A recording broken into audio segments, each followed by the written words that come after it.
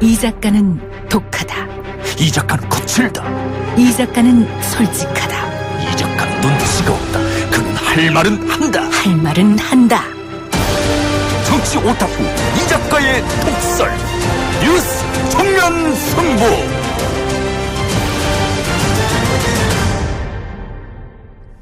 한반도 평화 프로세스 구상이 다시 궤도에 올랐습니다. 오늘 새벽에 열린 한미 정상회담에 이어 김정은 위원장의 방남 가능성까지 언급되고 있습니다. 물론 아직 넘어야 할 고비 많은데요. 전문가 의견 들어보겠습니다.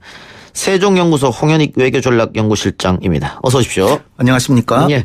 자, 우선 가장 궁금한 내용부터 여쭤보겠는데요. 김정은 위원장이 11월 부산에 올 수도 있다. 몇몇 전문가들이 방송이나 언론을 통해서 가능성은 제기했던 적이 있었습니다만은 지금은 이 뉴스가 국정원 발로 나왔거든요. 그래서 정말 오는 거 아니냐 이런 예측이 있는데 어떻습니까? 네, 이거는 뭐 전문가들이 얘기한 게 아니라 우리 정부가 애초부터 김정은 위원장이 올 가능성을 항상 대비하고 있었던 상황인데 지금 이제 북미 실무회담이 열리니까 국회에서의 답변에서 가능성을 열어놓은 거라고 이제 보입니다. 근데 가능성이 열려 있지만 지금 남북 간의 관계가 지금 채널이 거의 닫혀 있기 때문에 이게 무슨 실질적인 물밑에서 진전이 있어서 이 가능성이 뭐 한 30%라도 되냐 그건 아닌 것 같고요. 분명히 답변에서 전제 조건이 있었습니다. 비핵화의 진전이 있어서 그 북미 간의 관계가 아주 순조롭다면 오지 말란 법이 없다. 뭐 이런 얘기가 아닌가 이렇게 생각이 되고요. 그리고 오더라도 남북 정상회담 차 오지 사실 한아세안 정상회담을 위해서 한국에 온다. 조금 좀 모양새가 좀 맞지 않고요. 그래서 지금 가능하려면 실무회담이 1주나 2주 내에 이제 열려서 거기서 획기적으로 진전이 이루어지고 그 다음에 고위급 회담, 장관급 회담 폼페이오하고 뭐 최선희하고 만난다든지 리용하고 만난다든지 만나서 바로 뭐 한 2, 3주 내에 정상회담이 돼서 10월 말까지 북미 정상회담이 된다. 그러면 가능하겠죠. 북미 정상회담이 먼저 있다면 부산에 올 수도 있겠다. 네, 먼저 한아세안 정상회담에 김정은 위원장이 오고 또 그 다음에 북미 정상회담 한다는 건 좀 그림이 안 그려지고요. 지금 남북 관계를 볼 때. 그리고 지금 예상되는 거는 그거보다도 오히려 10월 6일이 북중 수교 70주년일입니다. 그래서 아마 김정은 위원장은 10월 초에는 중국을 가지 않을까. 그거는 상당히 신빙성이 있다. 가능성이 건 한 60% 이상일 거고 김정은 위원장이 부산에 오면 저도 좋겠지만 저는 그렇게 가능성은 높게 보지 않는군요. 그런데 북미 협상 전에 그러니까 북미 정상회담 전에 북미 협상이 아주 잘 이루어진다면 어떻습니까? 북미 정상회담이 잘 이루어져서 그렇지만 아주 잘 이루어진다고 하는 건 이제 빅딜이 타결이 되는 건데 빅딜 타결은 지금 여의치가 않습니다. 왜 그러냐면 김정은 위원장 입장에서는 트럼프 대통령이 재선에 실패할 수도 있고 또 하나는 이제 지금 이란과의 핵 합의를 오바마 대통령이 했다고 트럼프 대통령이 자기는 오바마가 한 합의는 안 지키겠다 그래가지고 이란과의 핵 합의 깨버렸잖아요. 그렇다면은 트럼프 대통령이 만약 낙선해가지고 다른 대통령이 들어오면 엄청난 빅딜을 했는데 미국이 안 지킬 수 있잖아요. 다음 대통령이. 따라서 북한이 지금 임기 1년밖에 안 남은 트럼프 대통령하고 빅딜을 하지는 않을 것이다. 따라서 잘 된다고 하더라도 1단계 합의를 기대해야지 요번에 무슨 그 분위기는 좋지만 큰 합의가 나온다. 그거는 좀 가능성 크지 않다라고 봅니다. 그거는 그렇습니다만 어쨌든 그 국정원에서 밝힌 것처럼 실무협상이 2, 3주 내에 이루어질 것이 여기는 동의하십니까? 실무회담은 2, 3주 내에 되죠. 지금 한미 정상회담과 이제 좀 있으면은 트럼프 대통령, 아베 총리, 문재인 대통령이 다 연설을 합니다. 오늘 밤에 다 이제 하는 거죠. 그거 다 들어보고 이제 조만간에 실무회담 날짜가 나오지 않을까 이렇게 생각이 됩니다. 오늘 우리 대통령의 연설은 어떤 메시지가 주를 이룰까요? 오늘 메시지는 유엔 총회라고 하는 건 이게 평화의 전당이기 때문에 세계인들의 평화를 향한 의지를 집약하는 곳입니다. 그래서 대한민국이 주권 국가로서 국제 평화를 해서 어떻게 노력해 왔는가. 근데 우리가 지금 할 말이 많죠. 북한이라고 하는 말썽꾼을 그 평화 공정과 번영으로 좋은 길로 가자라고 설득을 해서 작년 초에 평창 올림픽으로 인도했고, 그리고 남북 정상회담 3차례나 했고, 그리고 북미 정상회담을 주선했고, 그래서 한반도 평화 프로세스를 시작하면서 작년 9월 달에는 평양에 가서 평양 시민들 15만 명 앞에서 연설도 했을 뿐 아니라 남북 간에는 종전선언을 넘어서는 군사 합의서까지 체결해서 그야말로 전 세계에서 가장 전쟁 가능성이 많다라고 하고 긴장이 흐르는 비무장지대를 평화의 지대로 만들어가고 있습니다. 이런 부분에 대해서 우리의 평화 노력을 쭉 설명하면서, 그러나 이걸로 우리가 만족할 수는 없고 이것을 북한의 비핵화와 한반도 평화 프로세스를 진전시켜서 한반도의 평화와 동북아 평화 번영으로 이끌겠다, 이런 메시지를 주시면서 추정컨대 한간에는 이제 박근혜 대통령이 비무장지대에 평화 공원을 만들겠다 그랬는데 그걸 하기 위해서도 지뢰가 어마어마하게 많이 묻혀 있거든요. 우리 한국 단독으로 지뢰를 제거하는데 15년 걸린다고 합니다. 그래서 지금부터 제거하기 시작해도 15년, 남북한이 힘을 합쳐도 한 5년 이상은 최소한 걸릴 거 아니겠습니까? 그러니까 지뢰 제거 같은 거 혹시 제한하실 가능성이 있고, 그다음에 기후 문제가 지금 심각하기 때문에 그런 데 대한 우리의 국제사회의 기여, ODA 정책이라든지 이런 것을 말씀하시면서 한국의 평화와 국제 공동 번영을 위한 그 기대를 쭉 얘기를 하시면서, 그러면서 이제 그 한반도 평화 프로세스를 적극 지지해달라.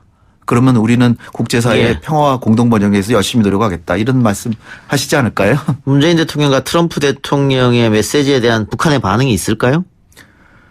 글쎄, 그건 내용에 따라서인데 지금은 북미 실무회담이 열리기 때문에 그 결과로서 말해주는 겁니다.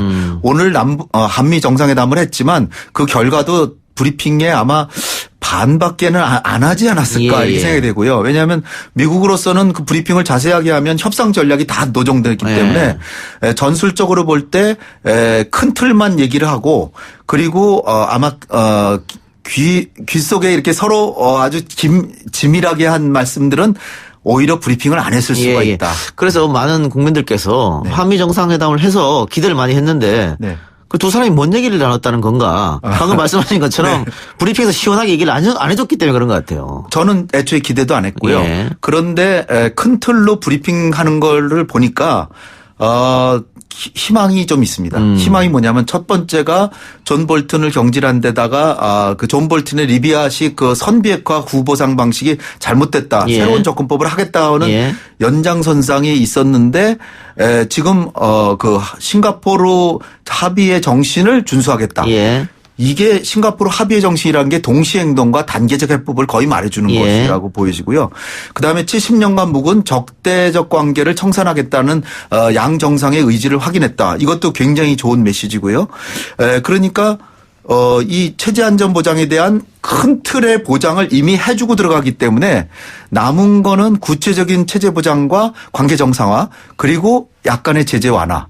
이것만 주면 북한은 비핵화로 간다. 그래서 제가 볼 때는 그렇게 그 내용이 나쁘지 않았다. 저는 그렇게 봅니다.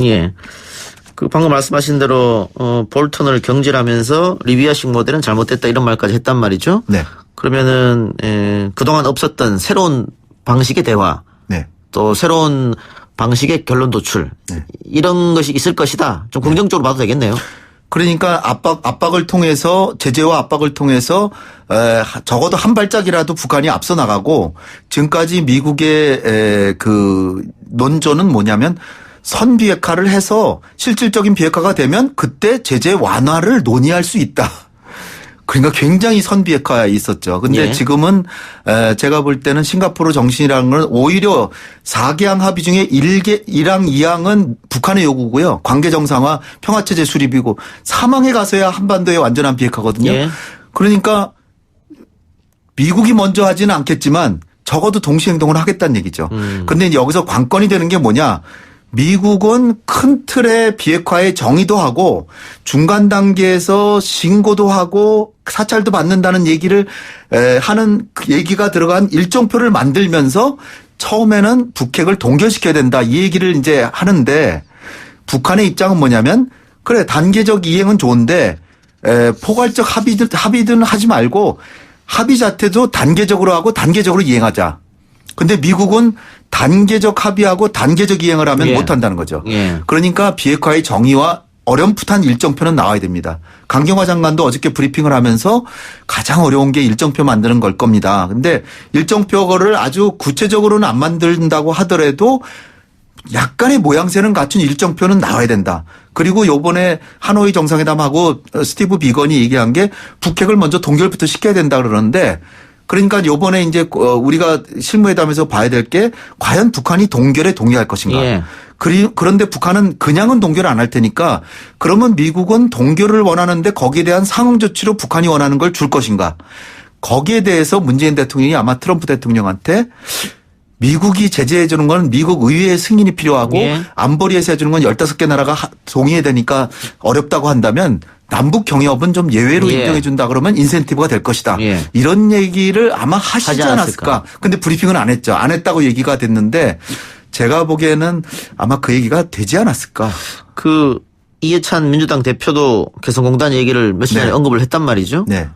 방금 얘기한 그러면은 경협 문제에서 제일 먼저 할 게 개성공단, 금강산 이런 거 아니겠습니까? 그렇죠. 미국이 줄 수 있는 북한에 대한 인센티브 중에 제일 쉽게 할 수 있는 게 개성공단과 금강산입니다. 예. 특히 금강산 관광은 이게 관광은 제재 대상도 아니기 때문에 예. 더 쉽고 금강산 관광이 쉽고 어렵고를 보면 더 쉽고 그러나 이제 경제적인 여파나 이런 걸 볼 땐 개성공단에 그 많은 기업들이 우리 관여하고 있고 그렇기 때문에 개성공단이 또 수도권에 바로 한반도 안보 우리 대한민국 안보와도 직결되니까 개성공단이 우리에게는 더 중요하지만 혹시 둘 중에 하나 정도는 적어도 풀리지 않을까 그런 기대는 해봅니다.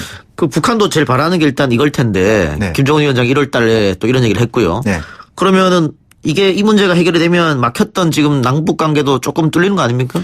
이 두 개 중에 하나만 풀리면 바로 해결이 바로 해결됩니까? 좋은 분위기가 되죠.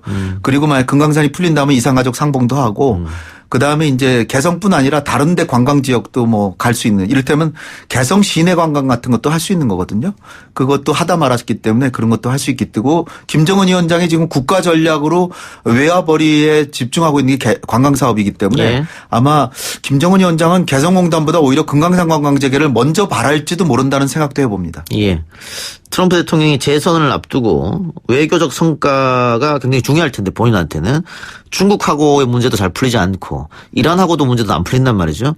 그렇다면 이제 북한밖에 남지 않았느냐. 네. 단시간 내에 뭔가 성과를 내려면 그럼 더 트럼프가 북한에 집중할 것이다. 이런 분석도 있던데요. 그렇죠. 오늘 한 얘기는 상당히 자제해가면서 협상 전술상 구체적인 얘기는 안 하고 뭐 정상회담 다른 사람들 다 바라는데 그러나 나는 좀 두고 봐야 되겠다는 식으로 얘기를 했어요. 그거는 아마 속내는 아닐 겁니다. 정상회담을 해서 김정은 위원장과 다시 만나서 적어도 내년 선거가 내년 11월에 미국 대선이거든요. 내년 11월까지 북한이 장거리 미사일이나 핵실험은 못하도록 만드는 게 최소한의 목표고요. 조금 더 나아가면은 약간의 비핵화까지 이뤄낸다고 하면은 트럼프 대통령으로서는 그걸 외교적 성과로 내세울 예. 수 있고 놀랍게도 어저께 저는 깜짝 놀란 게 한 나라의 대통령이 그 파키스탄의 총리를 만나서 만약에 노벨상 위원회가 공정하게 심사만 한다면 나는 이미 노벨상 받았어야 된다 이렇게 얘기를 했어요. 예. 그럼 우리 입장에서는 노벨상 제발 좀 타세요라고 예. 이렇게 부추기면서 북한하고 대화를 좀 전향적으로 해서 성과를 냈으면 하는 바람입니다. 노벨상 타려고 하는 것도 결국은 대선. 그럼요. 그렇죠. 예, 예. 노벨상 자체가 목적이 아니라 외교를 잘하니까 이렇게 노벨상을 주지 않느냐 예. 이렇게 얘기하겠습니다. 예, 알겠습니다. 또 중요한 것이 방위비 분담금 문제입니다. 협상에 들어가야 되는데 네. 뭐 보도연 미국에서 뭐 5배, 6배를 요구한다. 상식적으로 생각하면 너무 과도한 요구지 않습니까? 네. 우리는 어떻게 임해야 되느냐. 네. 이거는 한미 상호 방위 조약 자체에 어긋나는 겁니다. 왜냐하면 한미 상호 방위 조약에 대한민국은 토지와 시설을 제공하고 미군은 미군을 주둔시키고 운영을 한다. 그래서 따라서 1990년까지는 대한민국이 일원도 이렇게 도와주질 않았어요. 한미 상호 방위 조약 자체가 그렇습니다. 근데 거기에 대한 예외적인 특별 조약을 맺어서 협약을 맺어서 그 대한민국의 경제가 좀 낮았기 때문에 미국의 기여에 대한 감사의 뜻으로 조금씩 부담했는데 그거는 명분이 뭐냐면은 미군에 근무하는 대한민국 군인들 카츄샤 또는 뭐 미국의 뭐 미군들 뭐 시설을 보강하는데 한국 기업이 건설회사가 하면 결국은 한국 기업이 또 돈을 타가잖아요. 그러니까 그런 부분은 좀 도와주겠다. 간접 비용을 좀 도와준다는 취지였는데 지금 트럼프 대통령이 얘기하는 전 모든 비용이 한 5조 6조다. 이거는 주한미군들 월급까지 얘기하는 겁니다. 그 월급까지 우리 대한민국 돈으로 준다면 용병이죠. 우리 대한민국의 명령을 들어야죠. 근데 안 그럴 거 아닙니까? 그러니까 이건 사실 말 자체가 안 되는 거고요. 미국의 그런 논리에 우리가 말려 들어가면 안 됩니다. 1991년에 1,000억에서 시작된 게 지금 1조가 넘었어요.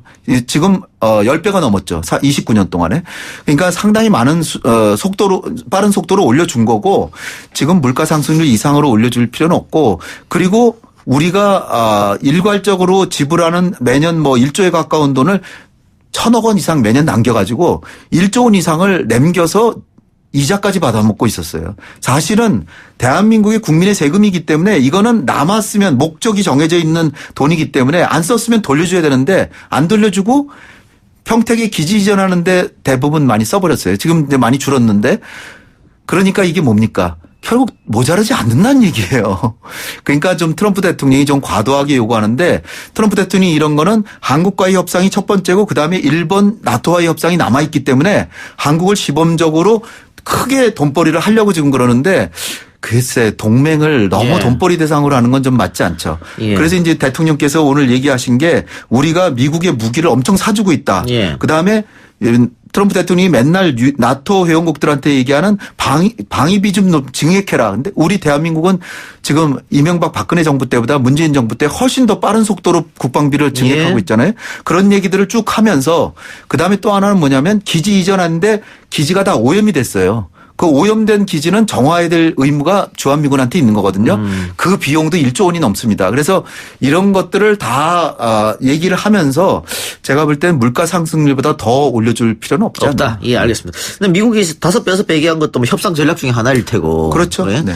또 우리는 1조가 마지노선이었는데 어쨌든 이번에 또 그렇게 많이 올려달라고 하기 때문에 상식적으로 맞지 않는다. 알겠습니다. 그러면. 오늘 홍 실장님 이야기는 이쯤에서 마무리하겠습니다. 네. 수고하셨습니다. 네, 감사합니다. 네, 속보가 지금 하나 들어왔는데요. 농림축산식품부 김현수 장관이 브리핑을 했는데 경기 김포와 파주 포함 아프리카 돼지열병 농가 모두 4곳이 확진 판정을 받았다고 하네요. 또 인천 강화군에서 추가 의심 사례도 발생했다고 합니다. 네, 조금 심각한 상황이 아닌가 싶은데 관계 당국이 지금 방역에 열심이고 또 우리 국민들 시민들도 협조를 하고 있기 때문에 좋은 결과 있지 않을까 생각해 봅니다. 자, 1부 순서 마치고 저는 2부 최강병기로 돌아오겠습니다.